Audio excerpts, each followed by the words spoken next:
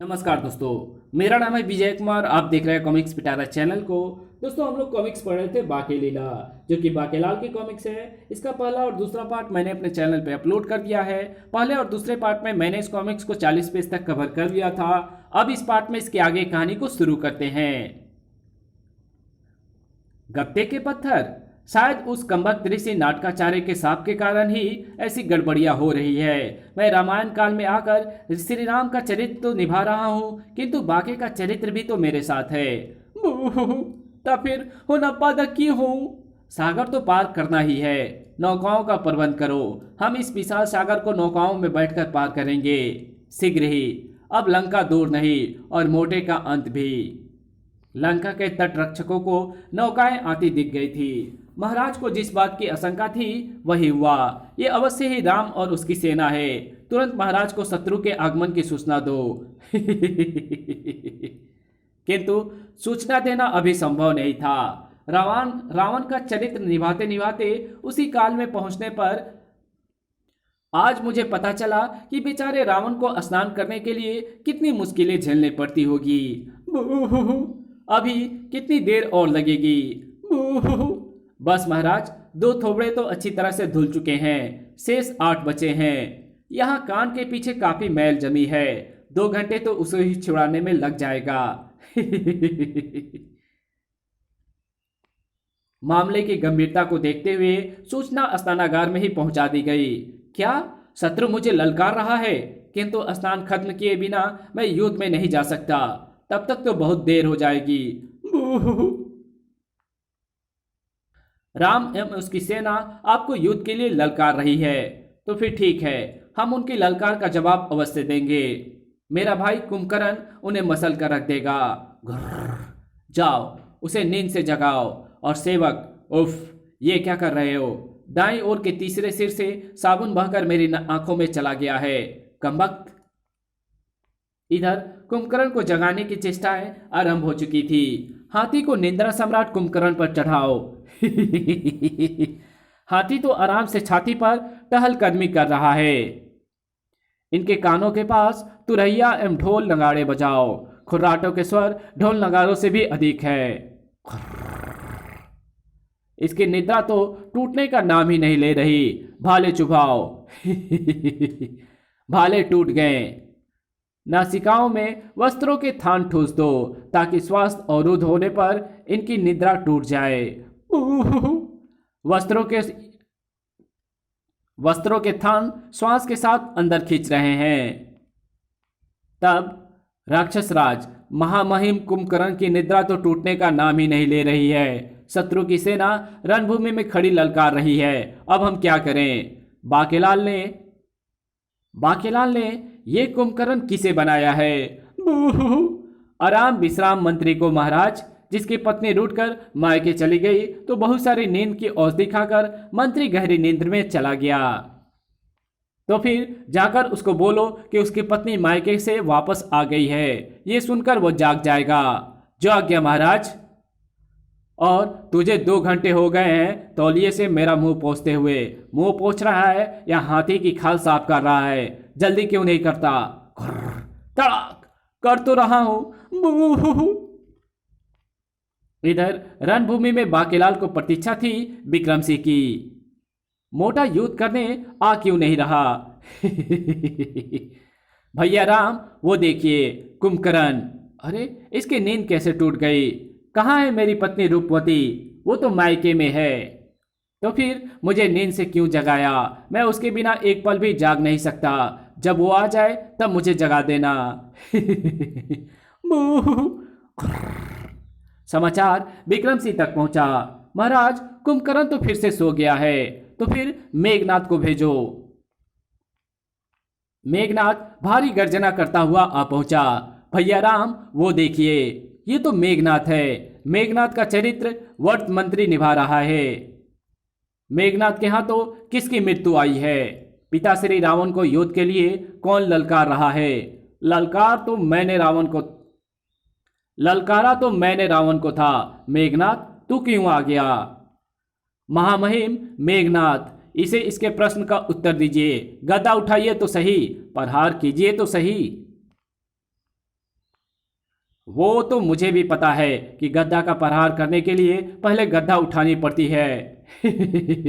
लेकिन गद्दा उठाते ही, अरे ये तो गद्दा उठाते ही चक्कर खाकर गिर गए। बूह! धम! पहले सोमवार का, फिर मंगल का, फिर बुध का, फिर वीर का, फिर शुक्र का, फिर शनि का, फिर रवि का 7 दिन व्रत रखने के कारण मुझे काफी कमजोरी आ गई है, इसलिए गद्दा उठाते ही चक्कर आ गया। बूह! इसे ले जाओ और अतिशीघ्र अपने सम्राट रावण को मुझसे युद्ध करने भेजो। बहुत ललकार बहुत ललकार लगा ली। ले देख, रावण तेरा वध करने आ गया है। रावण, सीता को लौटा दे, अन्यथा तुझे युद्ध में परास्त करके और तेरा अंत करके मैं सीता को यहां से ले जाऊंगा। मोटे, अब तू नहीं बचेगा। भैया, इस दुष्ट का संहार करने की आज्ञा मुझे दे। रावण ने बाण छोड़ा। मेरा पुत्र मेघनाथ मूर्छित होकर ना गिर जाता तो वही तेरा अंत करता, परंतु अब तू मेरे हाथों से ही मरेगा। आ! लक्ष्मण! लक्ष्मण की मूर्छा केवल संजीवनी बूटी से ही टूट सकती थी और संजीवनी बूटी केवल हनुमान ही ला सकते थे। हे श्री राम, कृपया आप घबराए नहीं, मेरे पास संजीवनी बूटी पहले से ही है। मैंने सोचा बाद में वो पहाड़ लेने कौन जाएगा, इसलिए मैं पहले ही ले आया था। मैं अभी लक्ष्मण की मूर्छा दूर करता हूं। भैया लक्ष्मण, तुम ठीक तो हो ना भैया? कचाक कचाक! अब इस दुष्ट रावण का मेरे हाथों अंत होगा। पहले इसके बाकी के 9 सिर काट दूं। अब आखिरी बचा सिर भी काट दूं। वो मारा, कट गया मोटे का सिर। खचाक! मगर ये क्या? अरे, सिर तो फिर से धड़ पर आ गया। मैं समझ गया, इसकी नाभि में अमृत है जिसके कारण ये अमर है। इस बार मैं इसकी... अरे, ये तो अभी भी नहीं मरा। कायदे से तो बाण इसकी नाभि में लगते ही इसे मर जाना चाहिए। भैया, एक तीर और मारकर देखो। मगर वो तो एक और तीर से भी नहीं मरा। तभी गूंज उठी वो आकाशवाणी, बाकेलाल, इसका वध करने का विचार त्याग दो, क्योंकि इसने कोई पाप नहीं किया। किंतु ये सीता को हर कर लाया है, क्या ये पाप नहीं? नहीं, ये पाप नहीं है, क्योंकि ये तो अपनी पत्नी स्वर्णलता को ही हर कर लाया है, जो सीता का केवल पात्र अभिनीत कर रही है। ये भविष्यवाणी तो शंकर भगवान की लग रही है। क्या? और अब बहुत हो गया ये वाला नाटक। रावण की नाभि पर तीर चलाते ही ये अध्याय समाप्त हो गया। अब तुम तुरंत ही इस काल से निकलकर नाटक के मंच पर वापस पहुंच जाओगे, जहां तुम्हारे प्रतिरूप रामलीला का मंचन कर रहे हैं। नहीं। ठीक उसी समय विशालगढ़ के नाटक मंच पर राजा विक्रम सिंह, रामायण में रावण का वध राम के हाथों हुआ था, किंतु तेरा वध मेरे हाथों होगा, राक्षस खाकसार के हाथों। अरे, इसने महाराज को त्रिशूल मार दिया।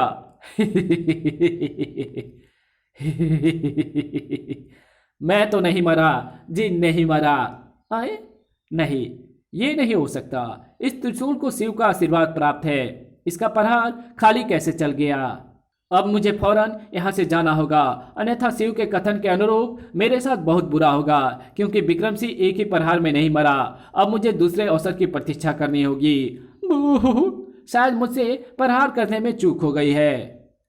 बेचारे खाकसार को क्या मालूम था कि असली विक्रम सिंह और रामलीला अभिनीत कर रहे सभी पात्र उस वक्त रामायण काल में ही पहुंचे हुए थे। जो यहाँ थे वो उनके केवल प्रतिरूप थे।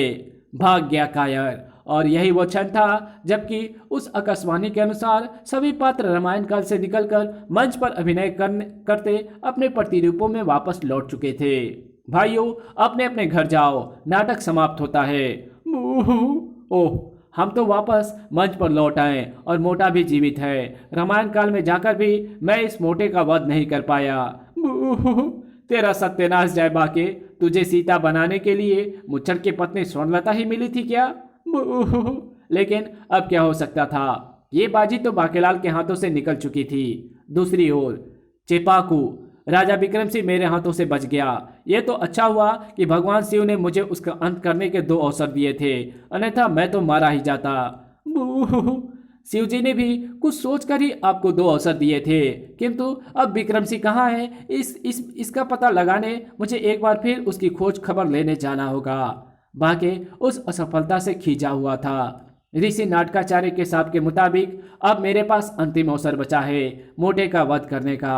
मोटा इस वक्त वस्त्र बदलने गया है। वस्त्र बदलकर बाकेलाल विक्रम सिंह के कक्ष में प्रविष्ट हुआ। मैं दूसरे नाटक में हिस्सा लेने का निमंत्रण तुरंत ही मोटे को देना चाहता हूँ और ऋषि नाटकाचार्य के साथ के कारण वो मुझे इस नाटक में हिस्सा लेने से भी इनकार नहीं कर पाएगा। फिर महाराज तैयार हो जाइए, आपका प्रहलाद हिरण्यकश्यप नाटक में हिस्सा लेना है। इस बार आपको हिरण्यकश्यप का पात्र निभाना है। और मैं निभाऊंगा नरसिंह अवतार का पात्र। क्या फिर से नाटक? मैं इनकार नहीं कर सकता, अन्यथा सांप के कारण भस्मीभूत हो जाऊंगा। भतीजा मोहक कहाँ है? उसे भी इस नाटक में प्रहलाद का पात्र निभाना है। मोहक सिंह उस वक्त राजउद्यान में था। ये नरम पौधे मैं बकरी के बच्चे के लिए तोड़ूंगा, जो अब मेरा मित्र बन चुका है।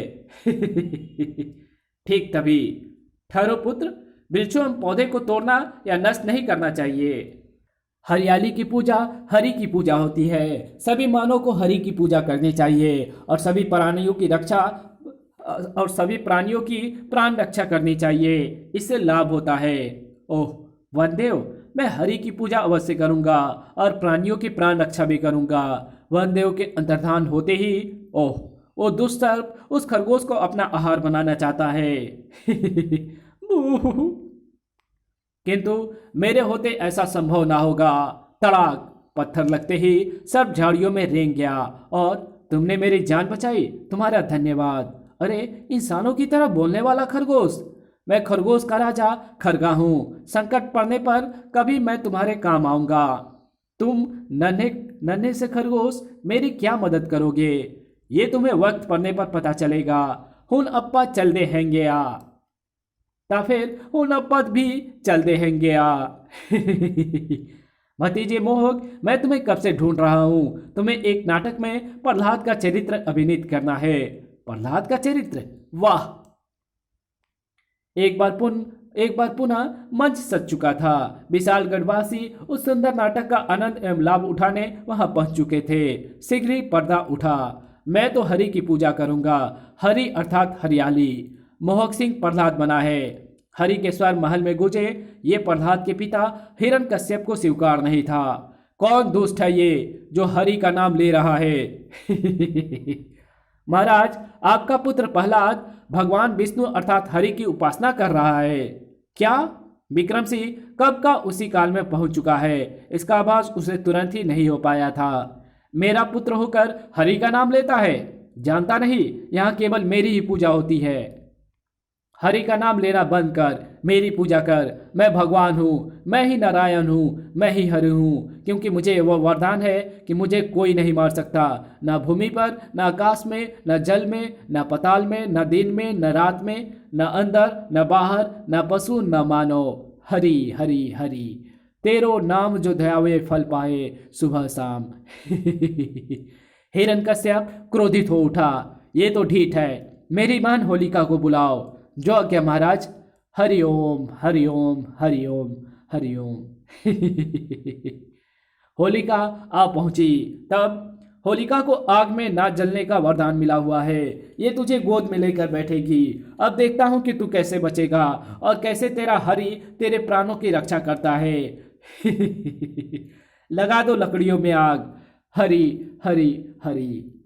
होलिका दहन आरंभ हो गया। हरि हरि हरि तिगड़। देखते ही देखते सभी लकड़ियां धू धू कर जलकर राख हो गई। हरि ने प्रहलाद को नहीं बचाया, किंतु महाराज होलिका भी कहीं दिखाई नहीं पड़ रही है। क्या वो भी जलकर राख हो गई? होलिका यहाँ है। अरे दोनों बच गए और प्रहलाद भी। जी हाँ पिताश्री, ये सब हरि की माया है। उन्होंने संकट के समय मेरे मित्र खरगा को भेज दिया। खरगा ने जब मुझे अग्नि में जलता देखा तो अन्य खरगोश के साथ वहां आ पहुंचा और नीचे से जमीन खोदकर मुझे एवं होलिका को सुरंग के रास्ते बचा कर ले गया। प्यारा खरगा, हरि का नाम बड़ा है, आप भी हरि का नाम जपे। हरि ओम हरि ओम हरि ओम। दोस्त प्रहलाद, तुझे मजा चखाना ही होगा ताकि तू हरि का नाम लेना भूल जाए। इस खंबे को खूब गर्म करो। हरि ओम हरि ओम हरि ओम।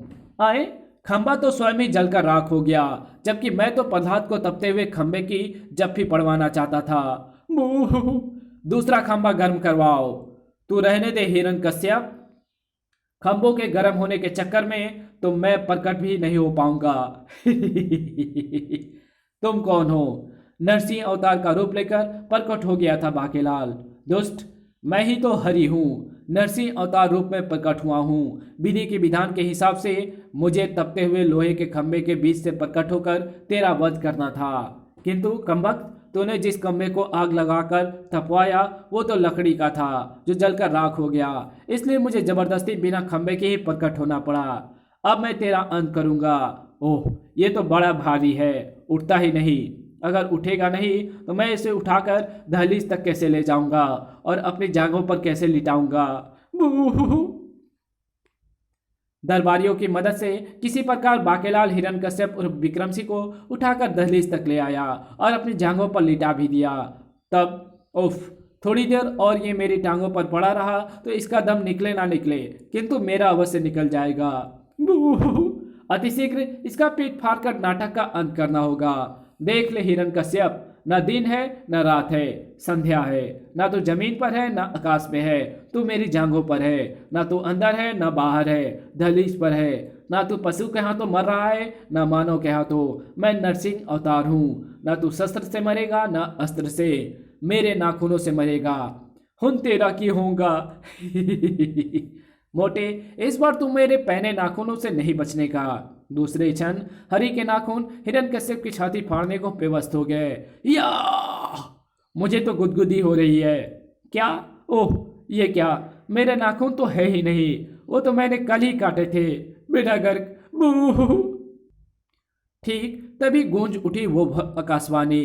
पुत्र बाकेलाल, प्रहलाद हरि अर्थात विष्णु अर्थात नारायण की पूजा नहीं कर रहा था, वो तो हरियाली की आराधना कर रहा था। हिरण्यकश्यप गलतफहमी का शिकार था। फिर वास्तव में प्रहलाद ना तो आग में जला न खंभे से लिपटा। जब उस पर जुल्म हुआ ही नहीं तो हिरण्यकश्यप को दंड भी नहीं दिया जा सकता। अब यह नाटक भी समाप्त होता है, इसलिए तुम दोनों शीघ्र ही वापस मंच पर पहुंच जाओगे। उधर विशालगढ़ में नाटक के मंच पर उसी समय खाकसार विक्रमसिंह के प्रतिरूप के सामने पहुंच चुका था। राजा विक्रमसिंह, इस बार तो नहीं बचने का। इस बार मैं त्रिशूल का घातक प्रहार करूंगा। आ! इसी के साथ त्रिशूल खाकसार के हाथों से छूटकर हवा में मंडराने लगा। अरे ये क्या? त्रिशूल तो अभी भी गायब नहीं हुआ। इसका मतलब विक्रमसिंह अभी भी नहीं मरा। अब मैं यहाँ नहीं रुक सकता, अन्यथा शिव के वरदान स्वरूप मेरा बहुत बुरा होगा। मगर दूसरा अवसर भी हाथ से निकल गया। भागिए स्वामी। किंतु खाकसार का दुर्भाग्य, वो जैसे ही वहां से जाने के लिए पलटा कि ठूठ खाकर गिर पड़ा। और तेरा बुरा तो होगा ही दोस्तनाथ, क्योंकि तूने यहाँ से जाने में विलंब कर दिया। खचाक! होनप्पा तक कुछ नहीं हो सकता। खाकसार का अंत होते ही उस काल में गए सभी पात्र भी वापस इस काल में लौट आए।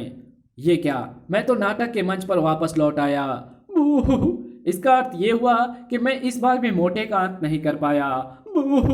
सत्यानाश! इसकी तो गर्दन भी इतनी मोटी है कि मैं उसे भींच भी नहीं सकता।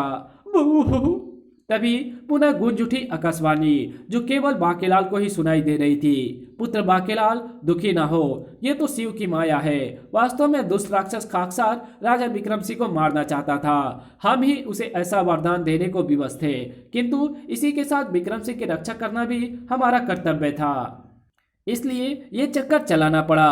हुनप्पा चल दे हैंगे आ। और फिर जब सभी दर्शक से राजा विक्रमसिंह को खाकसार की सच्चाई का पता लगा तो बाके पुच्ची तो देनी ही पड़ेगी। अगर तू मुझे नाटक करने पर विवश ना करता तो राक्षस खाकसार मेरा अंत कर डालता। सत्यानाश! अगर मुझे पता होता कि खाकसार शिव के आशीर्वाद और शिवलिंग के बने त्रिशूल से राजा को मारने की योजना बना रहा है तो मैं अपनी योजना ना बुनता। यानी ये कहानी यही समाप्त होती है। तो मिलेंगे आपसे एक और नई कॉमिक्स में, तब तक के लिए बाय। वीडियो अच्छी लगी तो इस वीडियो को लाइक कर देना, चैनल पे नया तो चैनल को सब्सक्राइब कर बेल आइकन को जरूर प्रेस कर देना, और मेरे दूसरे चैनल डिवाइन टेक्नोलॉजी और टॉप 10 पिटारा को जरूर से सब्सक्राइब कर देना। और भैया प्लीज़ सब्सक्राइब कर देना, सब्सक्राइब के कोई भी पैसे नहीं लगते हैं, तो प्लीज़ सब्सक्राइब कर सपोर्ट ज़रूर से कर देना, और हो सके तो इस वीडियो को भी शेयर कर देना।